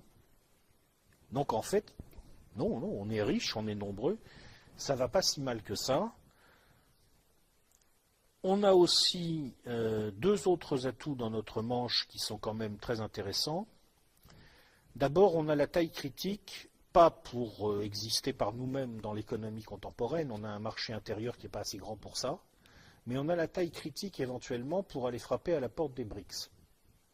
C'est-à-dire qu'aujourd'hui, le pouvoir se défend en disant beaucoup à ses opposants, écoutez, comme la France n'est pas assez grande pour se défendre par elle-même dans le monde contemporain, ce qui est vrai sur le plan économique, hein, elle est obligée d'entrer dans le jeu défini par les États-Unis et l'Union européenne, c'est-à-dire l'Allemagne.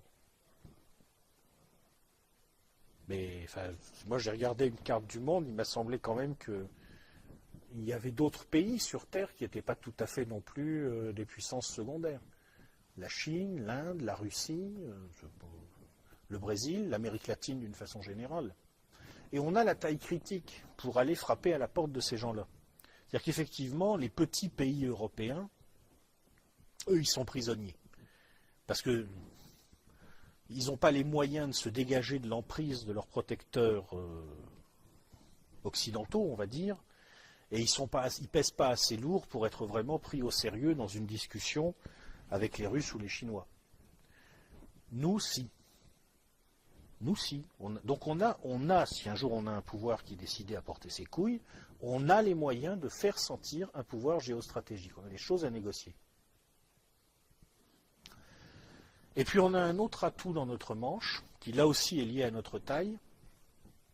Bon, on s'est endetté, on a fait un peu n'importe quoi avec l'argent que nous avons emprunté. On va en parler après, parce que là pour l'instant je dis tout le bien que je pense de la France, parce qu'après je vais dire tout le mal. Donc. On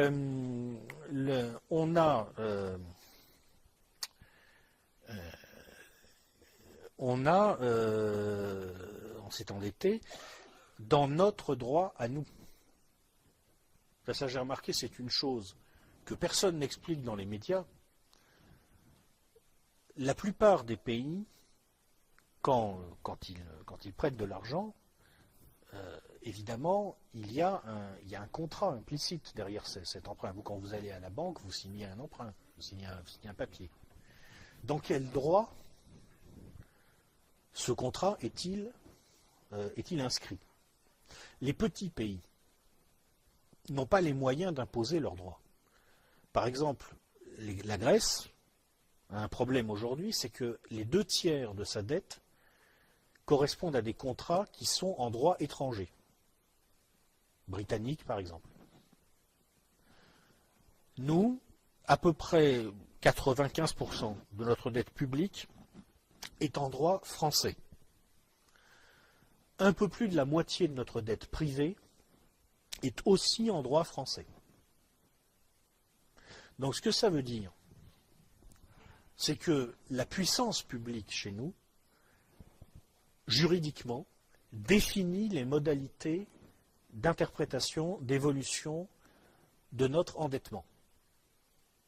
Donc ce que ça veut dire en particulier, c'est que si la zone euro explosait, l'essentiel de notre dette serait, par décision de la puissance publique, relibellé en francs. Ce n'est pas du tout la même chose pour les Grecs, par exemple. Si eux, ils sortent de l'euro, les 2/3 de leur dette restent libellés en euros. Et nous, on n'a pas ce problème-là. Ça, c'est un atout considérable. Donc, quand vous mettez bout à bout tout ça, vous voyez que, en fait, il ne faut pas désespérer. Les Français qui sont, il faut le savoir, d'après les études qui ont pu être faites, l'un des peuples les plus pessimistes du monde, 90% des Français pensent que leurs enfants vivront plus mal qu'eux. Je crois qu'on est plus pessimiste que les Grecs, et je me demande si on n'est pas plus que les Syriens même, ou un truc comme ça. Complètement fou. Il faut relativiser quand même. Non, attendez, arrêtez. Ça ne va pas si mal que ça.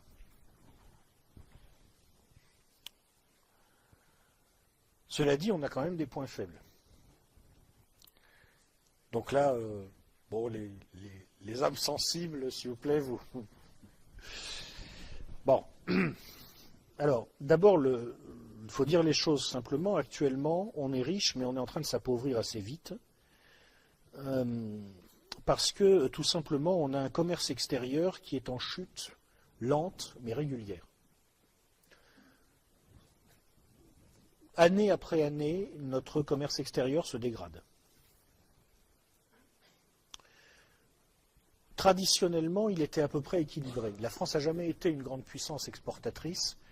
Elle n'a pas la culture pour ça, elle n'a pas le profil économique pour ça, elle n'a pas non plus la diaspora à l'étranger qui pourrait l'aider. Nous ne sommes pas un peuple diasporique. Mais on arrivait à peu près à équilibrer les choses malgré notre facture pétrolière. Et même, dans l'ensemble, on était plutôt légèrement en excédent depuis quelques décennies. Depuis le début des années 2000, on descend doucement et aujourd'hui, on a un déficit de l'ordre de 70 milliards d'euros. Donc ça commence à être assez significatif. On va taper dans les 3-4% du PIB. On est mal. On est mal. Alors d'où ça vient ? La cause principale, à mon avis, même si on ne la retrouve pas toujours en lecture directe dans les chiffres, mais je vous passe les détails, c'est que nous sommes en effondrement industriel.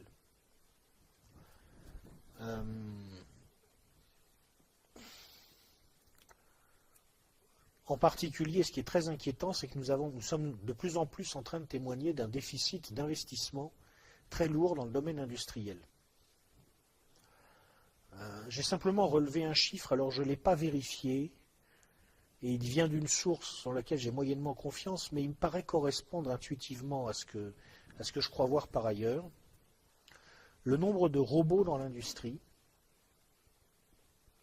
150 000 en Allemagne, 30 000 en France.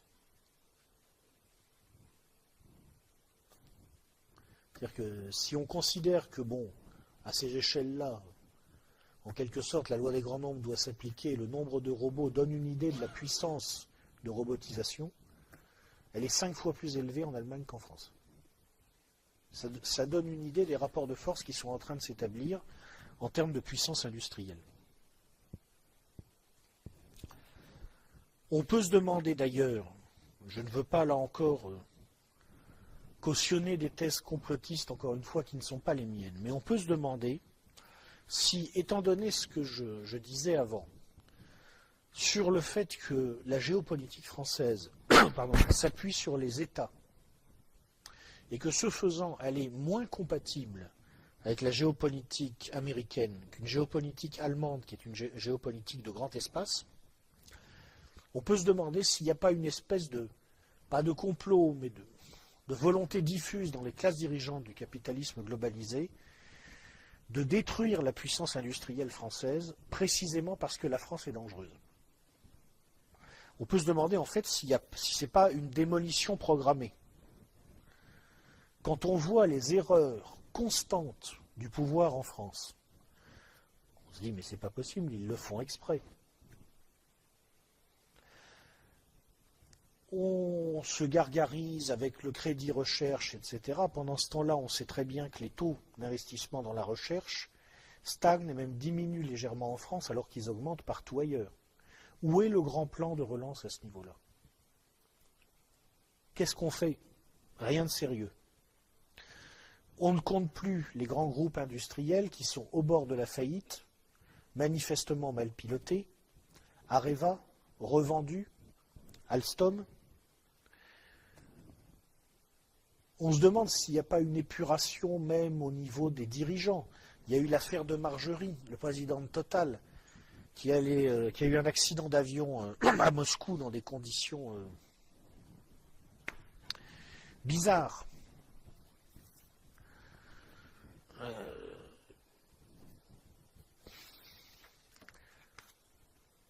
Ça ressemble à l'organisation d'une implosion économique, en fait.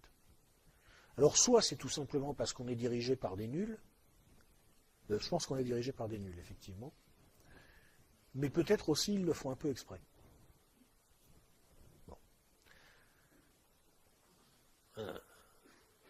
Le deuxième problème qu'on a, outre cette implosion du commerce extérieur et donc derrière de l'industrie, en fait, c'est que on voit très bien que nous sommes un pays bloqué, coincé. Une chose qui est très frappante quand vous regardez les courbes des grandes variables de l'économie française, c'est leur régularité. Vous avez des pays, si vous voulez, la plupart de leurs courbes ressemblent à des sinusoïdes très amples. Il y a des phases où ça monte, il y a des phases où ça descend, et c'est très marqué. Vous avez des pays, ça ressemble à rien. Ça part un peu dans toutes les directions. Nous, on a des courbes, souvent c'est des droites, plutôt orientées à la baisse actuellement. En fait, qu'est-ce qui se passe? Dans les autres pays, un peu partout, ils prennent des décisions. Ils font des choses. Alors parfois ils se plantent, parfois ils font rigoureusement n'importe quoi, mais ils font des choses. La société n'est pas bloquée, elle n'est pas verrouillée de tous côtés par des effets cliqués. Chez nous, c'est verrouillé, c'est bloqué. On ne peut pas bouger. En particulier, on ne peut pas baisser la dépense publique. Si on dit qu'on veut baisser la dépense publique, on est obligatoirement un salaud. On est obligatoirement un fou furieux ultralibéral. Donc ça veut dire que si je dis que c'est un peu con de balancer chaque année des milliards et des milliards dans une éducation nationale qui fonctionne n'importe comment, et qu'on ferait peut-être mieux de baisser les budgets et d'augmenter le niveau de bon sens, ça fait de moi un ultralibéral, franchement? Non, je ne crois pas. Si je dis que je ne comprends pas pourquoi il est impossible d'envisager de revenir sur un avantage acquis, on va me traiter automatiquement de salaud qui veut développer les inégalités. Mais attendez, je ne veux pas développer les inégalités. Un avantage acquis, c'est-à-dire en fait un privilège, il peut être justifié ou non justifié. La défense de l'égalité, ce n'est pas la défense des avantages acquis, c'est plutôt souvent leur remise en cause. Nous sommes un pays qui est bloqué, et ça renvoie implicitement en fait à notre anthropologie fondamentale, à mon avis. En fait, qu'est-ce qui caractérise le français? C'est pas tellement sa latinité, parce qu'il n'est pas si latin que ça. D'ailleurs, ici, à Strasbourg, la latinité, je ne sais pas si c'est un fondamental. Hein, bon. C'est pas tellement son catholicisme, parce que c'est vrai que la France est la fille aînée de l'Église, mais enfin, c'est une fille qui a donné beaucoup de soucis à sa mère, hein, donc Ce n'est pas tellement ça. Ce qui caractérise le français, c'est que c'est un paysan dominé par un État central très fort. Donc il a les caractéristiques du paysan, et à mon avis, c'est ce que nous avons de bon en nous. C'est pour ça que nous sommes riches. Le paysan, il est prudent. Le paysan, il a du bon sens. Mais ce paysan, il est dominé par un État central très fort parce que l'histoire a fait les choses ainsi. Et tous les peuples qui ont été longtemps dominés par un État central très fort ont une particularité. Quand vous demandez aux gens s'ils se font confiance les uns aux autres, ou s'ils se surveillent les uns les autres, tous les peuples qui ont été soumis à un État central très fort, vous apercevez qu'ils ne se font pas beaucoup confiance entre eux, ils se surveillent beaucoup, ils s'épient beaucoup les uns les autres. C'est très sensible, par exemple, dans les anciens pays de l'Est. Parce que l'État, en régulant tout, capte en quelque sorte des fonctions sociales qui, normalement, permettent à la société de s'auto-organiser. Parce que les individus sont capables de construire une éthique partagée, de s'y tenir, et donc ils peuvent se faire confiance parce qu'ils peuvent se faire confiance. Quand tout tient par l'État, les individus perdent l'habitude de construire et de respecter cette éthique partagée. Ça, c'est notre grand problème. Donc le résultat, c'est une société qui est administrée par une petite classe dirigeante clientéliste, pour l'essentiel, avec des gens qui vont s'épier les uns les autres pour savoir qui a un peu plus que le voisin, et on ne peut plus rien faire bouger.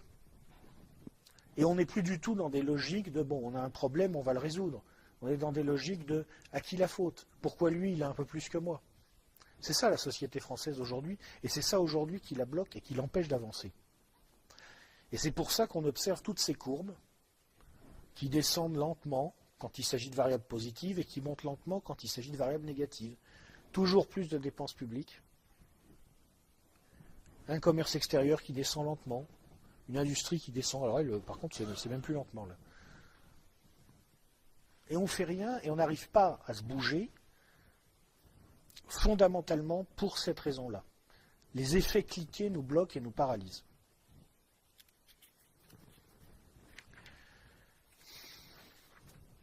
Donc, si je synthétise,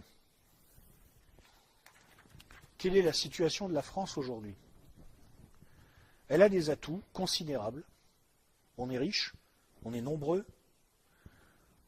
on est capable de peser dans le monde, et notre dette, c'est nous qui disons comment elle fonctionne. Mais on a un vrai problème. On est en train de s'appauvrir, on est en train de tomber lentement, et on est en train de tomber lentement parce qu'on est bloqué. Pourquoi on est bloqué? À cause d'un système qui s'est mis en place à l'intérieur de chez nous, qui est un système clientéliste, capté par une classe politique incompétente, coupée du monde aussi, qui n'a plus conscience des réalités. 55% de nos parlementaires ont fait carrière dans la fonction publique. J'ai rien contre les fonctionnaires. Un fonctionnaire a tout à fait le droit d'avoir des opinions. Mais est-ce que c'est normal que la majorité de nos parlementaires soient issus de la fonction publique? Simplement, on peut se poser la question quand même. Bon. Et donc, en fait, ce qui est en train de se passer, c'est que notre système, à mon avis, notre système intérieur bloqué, clientéliste, qui vit de sa prédation sur cette nation au départ très riche, en quelque sorte a développé une stratégie de symbiose avec un système extérieur que j'ai décrit avant dans le contexte, et qui est le condominium américano-germanique qui est en train de s'appesantir sur l'Europe. Pour moi, c'est la réalité de ce que nous vivons aujourd'hui. Bon. Alors maintenant, on va passer à la dernière partie de cet exposé, quelles sont les ruptures de contexte possibles? Qu'est-ce qui peut sortir de tout ça? Évidemment, la question qui est qui surdétermine les autres, c'est le destin de l'euro. Alors, si on s'en tient aux logiques économiques saines, par exemple celle de M. Jacques Sapir, normalement l'euro, là, il ne peut pas passer l'hiver. Avec ce qui est en train de se passer en Italie, c'est pas possible. L'Italie, c'est comme nous, mais ils n'ont pas les mêmes atouts et ils sont en train de tomber encore plus vite.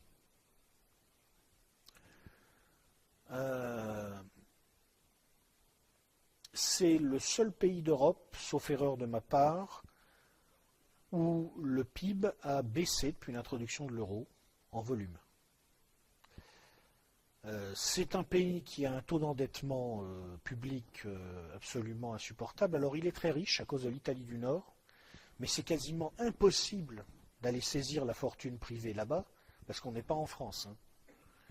Vous savez, la France c'est un État, l'Italie c'est un État d'esprit. Hein.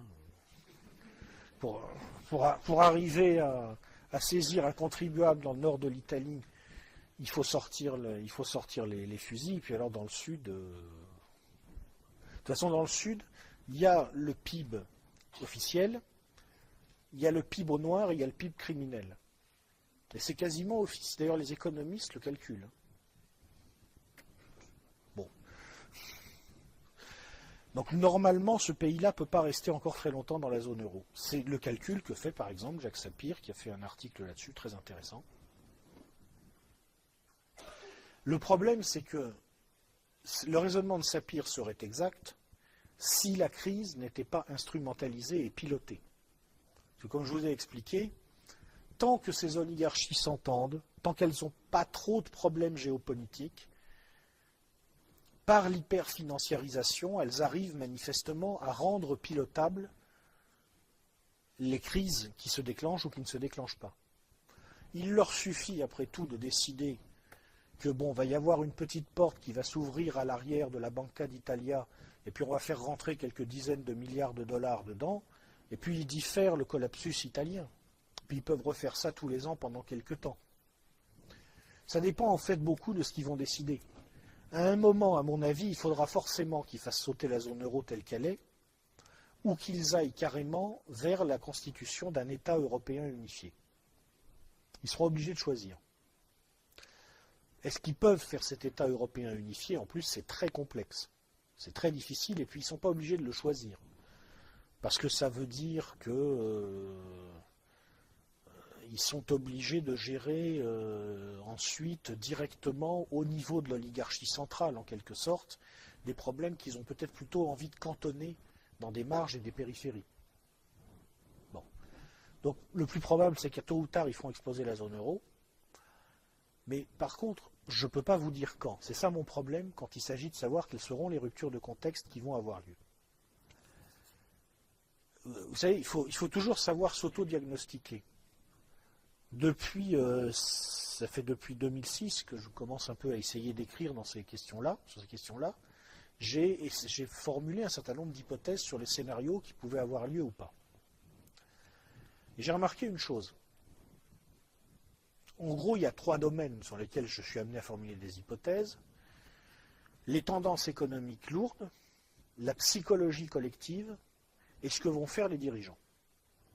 Sur les tendances économiques lourdes, c'est pas à moi de me tresser des couronnes, mais je crois que je ne me suis pas beaucoup trompé, honnêtement. Vous prenez mon bouquin « Crise ou coup d'État », vous verrez, je ne suis pas beaucoup trompé. Sur la psychologie collective, je crois que je ne me suis pas beaucoup trompé non plus. Vous prenez mon bouquin « Crise économique ou crise du sens », je crois que j'ai assez bien tapé dans le mille. Par contre, sur ce qu'allaient faire les dirigeants, je n'arrête pas de me vautrer. Manifestement, il y a un truc que je ne comprends pas. Moi, par exemple, j'étais persuadé que le travail de Benjamin Bernanke, ça serait de faire sauter le système. Parce que comme c'est pas viable, à un moment, il va vraiment falloir qu'il le fasse sauter.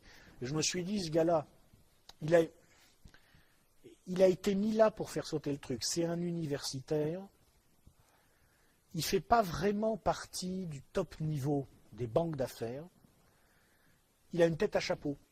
Ils vont lui faire porter le fait qu'à un moment, ils vont faire sauter le dollar pour mettre autre chose à la place. Mais je me suis planté. C'est pas ça qui s'est passé. Donc visiblement, ma logique consistant à analyser un peu qui était Bernanke pour savoir quel rôle on lui ferait jouer, Ben non, ça n'a pas marché. J'ai essayé de me dire qu'est-ce que ferait Draghi. Je me suis dit, son travail, ça va être de verrouiller la politique monétaire européenne pour achever de couler l'Europe, pour que le capital file vers les États-Unis. C'est pas du tout ça qu'il a fait. Je me suis planté, encore une fois, parce qu'il y a visiblement eu un accord, je dis à mon avis, entre Allemands et Anglo-Saxons, et je ne l'ai pas vu venir. J'ai mal prévu. Merkel, c'est pareil. Moi, j'étais convaincu que Merkel, malgré son atlantisme congénital, j'ai envie de dire, à un certain moment, elle allait, à sa façon, c'est-à-dire sans vraiment décider, mais elle allait rééquilibrer la position allemande entre la Russie et les États-Unis. Je pensais que ça allait finir par arriver. Parce que bon, on lui écoute son portable, on lui pique ses sous, on lui file une guerre à sa porte, elle va quand même à un moment s'énerver. Non, visiblement, c'est pas ça du tout.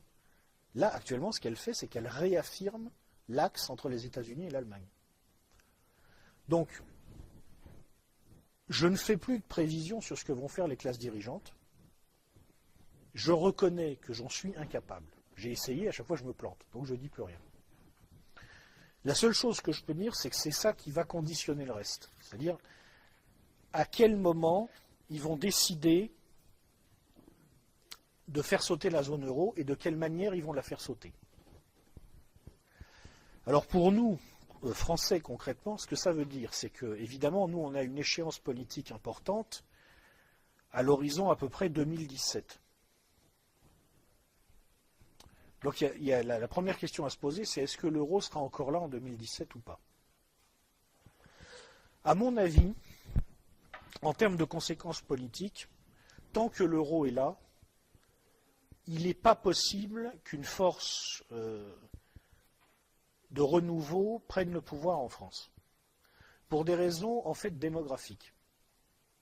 Tant que l'euro est là, tant qu'il y a cette alliance, on va dire germano-centrée, qui verrouille tout sur le continent et sur laquelle peut s'appuyer la classe dirigeante française pour verrouiller de son côté ce système interne qui bloque tout, pas par effet cliquet comme j'ai expliqué, le truc ne peut pas exploser.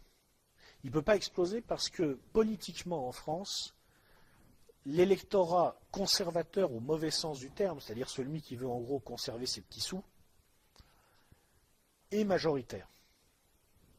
D'abord parce qu'on est un pays rentier, comme j'ai expliqué, mais aussi parce qu'on est, comme tous les autres, un pays de vieux. L'âge médian du corps électoral en France, ça doit être un peu au-dessus de 50 ans. Donc vous avez énormément de gens, si vous voulez, ils n'ont pas envie de voir exploser l'euro, parce que qu'est-ce qui va se passer si l'euro explose? On reviendra aux parités monétaires réelles. Or, cette France, à l'industrie mal en point, ne peut pas avoir la même politique monétaire que l'Allemagne. Si jamais l'euro explose, il y aura une forte inflation en France. Cette inflation, on ne pourra pas l'accompagner sur les retraites. On ne pourra pas l'accompagner non plus d'ailleurs sur les salaires des fonctionnaires. Donc toute la partie de la population qui sait très bien en fait qu'elle est dans un système mortifère, mais qui en vit pour l'instant, elle votera toujours pour le conservatisme, à mon avis. Parce que les gens sont comme ça. Ils voient d'abord leur intérêt. Alors bien entendu, il se trouvera des gens pour leur mentir comme ils veulent, pour leur dire que ce n'est pas du tout au deuxième tour des élections présidentielles 2017. Imaginons par exemple que le deuxième tour oppose François Hollande, ça ne sera pas le cas à mon avis, mais imaginons à Marine Le Pen. François Hollande sera élu. François Hollande sera élu si c'est le cas. Et ceux qui iront voter, ça ne sera pas du tout parce qu'ils veulent sauver un système qui leur paye leur retraite et leur salaire de fonctionnaire et qui leur évite d'avoir à faire face à la période très dure que représentera nécessairement la refondation du pays. Non, non, ils feront barrage au fascisme. Et c'est comme ça que ça marchera. Là-dessus, je ne me fais pas d'illusions. Tant que l'euro est là, politiquement en France, il ne faut pas espérer voir surgir quelque chose de nouveau. En revanche, Ce qui est intéressant, c'est ce qui va se passer le jour où, si comme on peut penser, ça finit par arriver, où l'euro sautera. Parce qu'à ce moment-là, tous ces gens n'auront plus de raison de défendre le système, parce qu'il va s'écrouler de lui-même très vite. Il est très possible, par exemple, je fais un scénario, je tire un plan sur la comète, imaginons qu'Alain Juppé soit élu en 2017. C'est très possible. Bon, il va être élu pourquoi? Pour mettre en place un gouvernement d'union nationale entre guillemets large, c'est-à-dire allant de l'aile droite du PS à l'aile gauche de l'UMP, à peu près. Enfin, l'aile droite, l'aile gauche, appelez ça comme vous voulez. Bon, ils vont gouverner ensemble, probablement. Et ce gouvernement essaiera de raccrocher la France à un projet qui est visiblement en train d'émerger en Allemagne, de retour à une politique d'investissement. L'Allemagne, comme je vous le disais, est en sous-investissement actuellement. Donc ils vont lancer probablement, autour des énergies vertes, autour de la troisième et de la quatrième révolution industrielle, de grands projets d'investissement. Il n'est d'ailleurs pas exclu que ça soit intéressant et que ça fonctionne, parce que, après tout le mal que j'ai dit des Allemands, je peux en dire du bien quand même, je leur reconnais une chose, eux, ils savent ce que c'est que de faire marcher une machine économique. Il suffit de lire leurs économistes pour s'en rendre compte. Eux, ils savent faire marcher le truc. Bon. Le gouvernement français qui se mettra en place en 2017 essaiera probablement de se raccrocher à ça. Et puis, imaginons que pour diverses raisons, dans le courant de la législature, on arrive au point où la décision est prise de faire sauter quand même la zone euro. Si ça arrive, ça arrivera probablement parce que les Allemands feront le calcul qu'ils ne peuvent pas relancer sérieusement les choses tout en ayant à gérer les marges ingérables de l'Europe du Sud, parce qu'ils seront obligés, pour faire marcher les choses, d'unifier les législations, de faire l'union bancaire, etc., etc. Et ça, ils peuvent quand même difficilement le faire avec l'Italie du Sud et la Grèce dedans. Hein, c'est un peu compliqué. Bon. À ce moment-là, il faut voir comment ça se passe, mais il est très possible, si vous voulez, que la décision soit prise que finalement la France est plus embêtante qu'autre chose à l'intérieur de la zone marque reconstituée. C'est un scénario possible. Là, il y aura une porte qui va s'ouvrir sur le plan politique et qui sera extrêmement intéressante. Parce que, d'un seul coup, cette oligarchie française, pour laquelle les autres oligarchies dominantes du monde occidental n'ont pas beaucoup d'estime, hein. Il suffit de regarder comment il traite François Hollande. Cette oligarchie française peut se retrouver en quelque sorte toute seule en race campagne, confrontée au coût de ses inconséquences, avec une situation économique très dure. Et là, effectivement, on ne sait pas ce qui peut se passer. L'avenir est extrêmement ouvert, en fait. Ce que je voudrais simplement que tout le monde voit, c'est le nombre de questions qui sont ouvertes.